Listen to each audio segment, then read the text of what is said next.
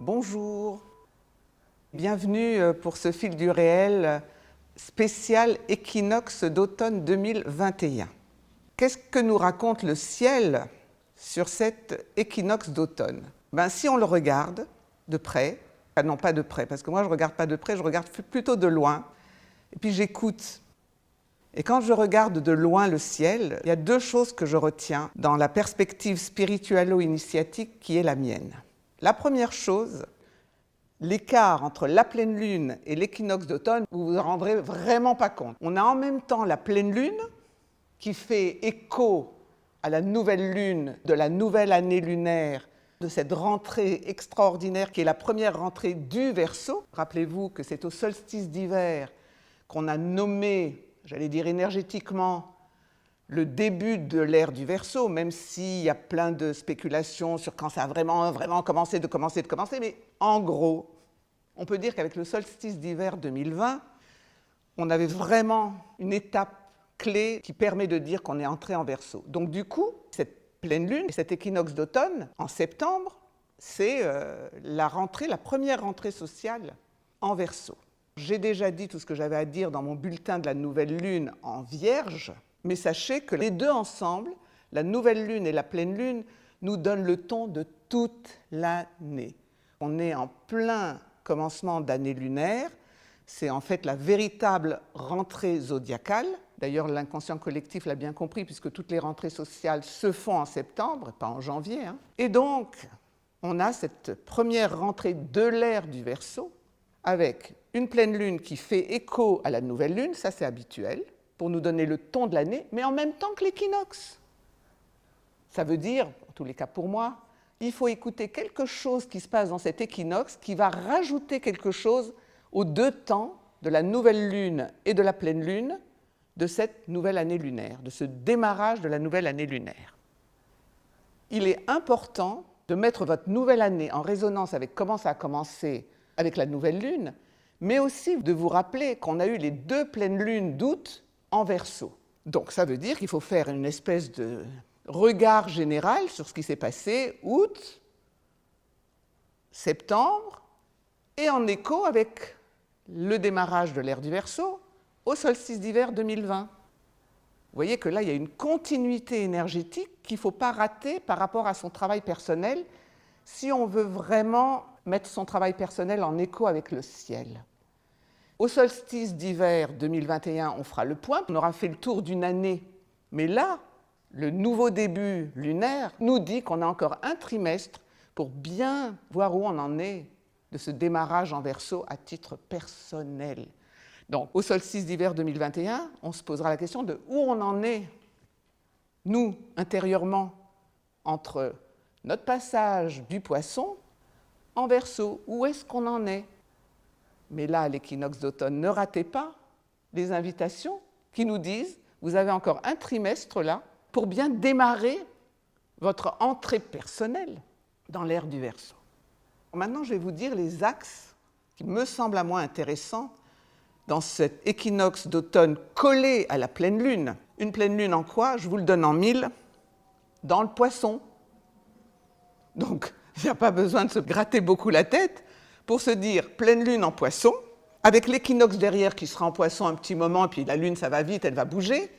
Mais quand même, elle est tellement collée, la pleine lune, à cet équinoxe, que c'est comme si on a une équinoxe qui se prend toute l'énergie de la pleine lune en Poisson. Préparez-vous à vérifier tout ce qui est encore Poisson en vous.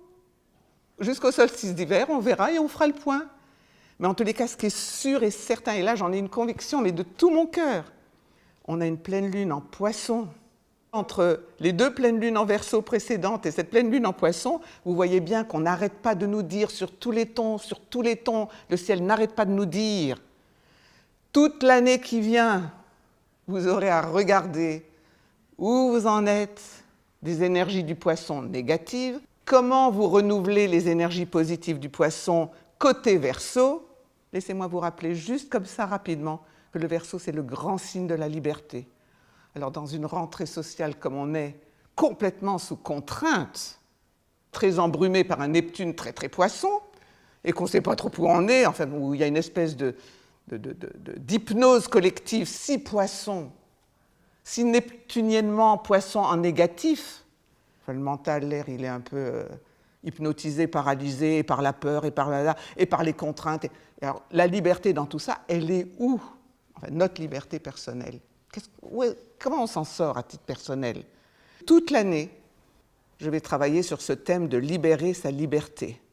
Où est-ce que notre liberté personnelle, intérieure, est emprisonnée et comment ça fait miroir avec la contrainte extérieure qui vient tester où on en est de notre liberté intérieure.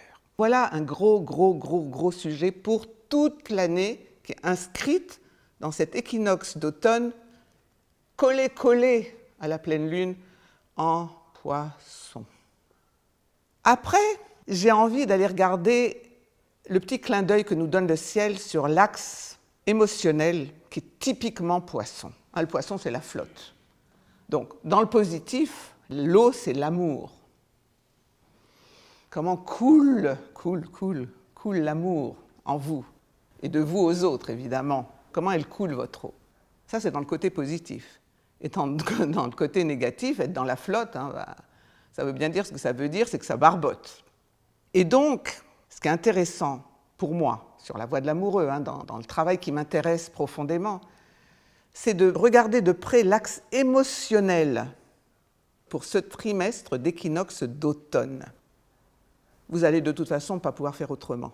Vous allez tester, inviter, c'est une grande invitation cosmique à aller regarder où vous en êtes sur l'axe émotionnel, de combien vous barbotez avec l'amour qui est en vous. Ne vous occupez pas des gens que vous n'aimez pas, occupez-vous des gens que vous aimez et regardez comment ça se passe. L'amour, la flotte, l'eau. Vous allez me dire, alors, par rapport à cet axe émotionnel, qu'est-ce qu'on peut faire? Comment le ciel nous invite à le gérer? Alors là, moi, je ne peux pas m'empêcher, j'ai beaucoup ri quand j'ai vu ça, avec mon ami astrologue. On bavarde ensemble et puis ça me fait venir mes idées.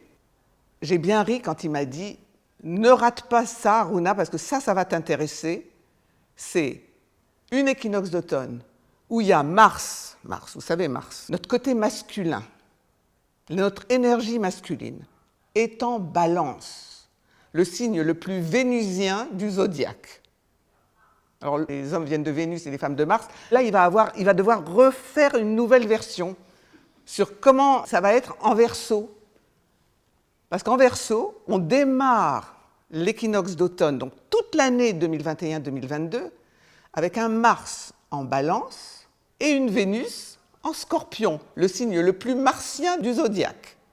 Donc vous avez Mars, l'énergie masculine, dans l'énergie la plus vénusienne qui soit.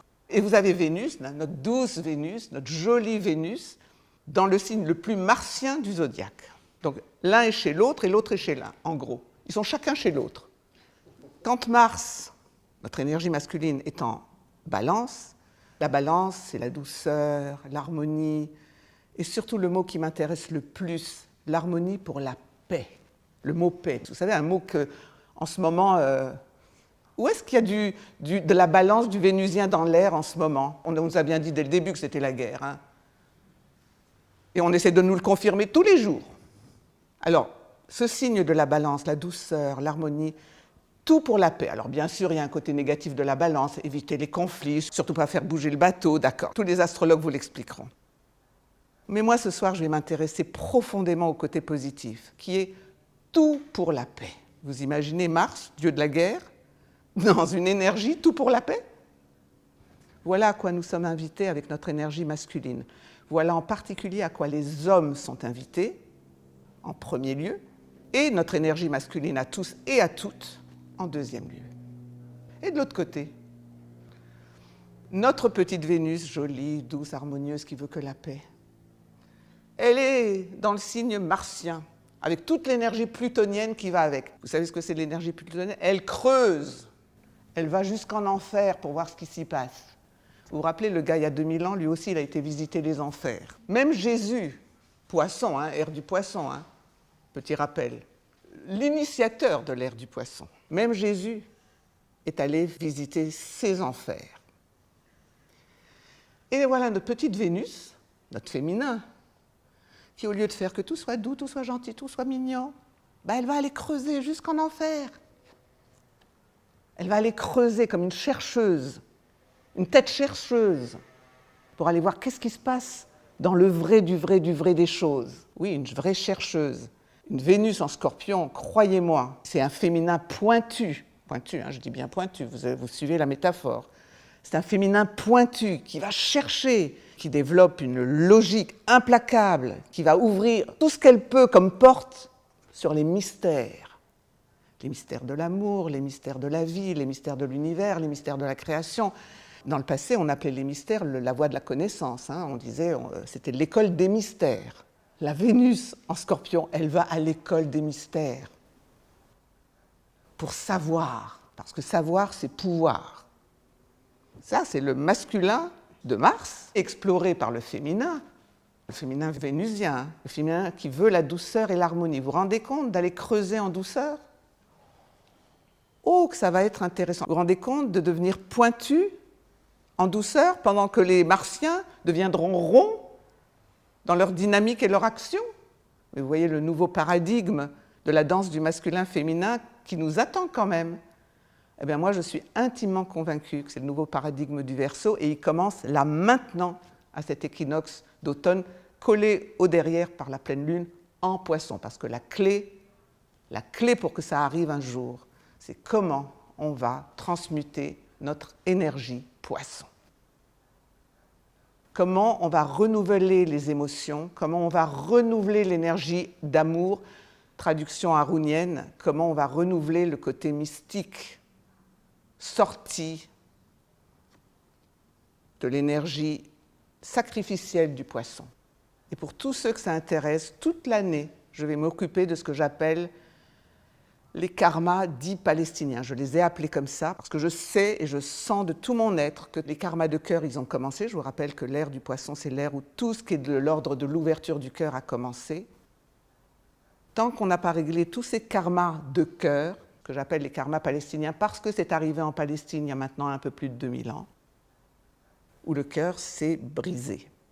Et la fameuse brisure du cœur, que l'on retrouve à chaque déception amoureuse, que l'on retrouve à chaque chagrin d'amour, que l'on retrouve à chaque tristesse devant le manque d'amour dans le monde, eh bien tout ça, ce sont des échos mémoriels palestiniens, c'est-à-dire de l'époque de la Palestine de Jésus. Et donc, voilà le travail qui nous attend pour toute l'année. Pour toute l'année. L'axe sur la liberté, libérer sa liberté, et l'axe de réparer son cœur, d'aller écouter les échos mémoriels de nos souffrances de cœur pour pouvoir enfin l'ouvrir vraiment. Et l'ouvrir avec la capacité mentale du Verseau, un signe d'air. Vous imaginez un cœur intelligent. Un cœur intelligent.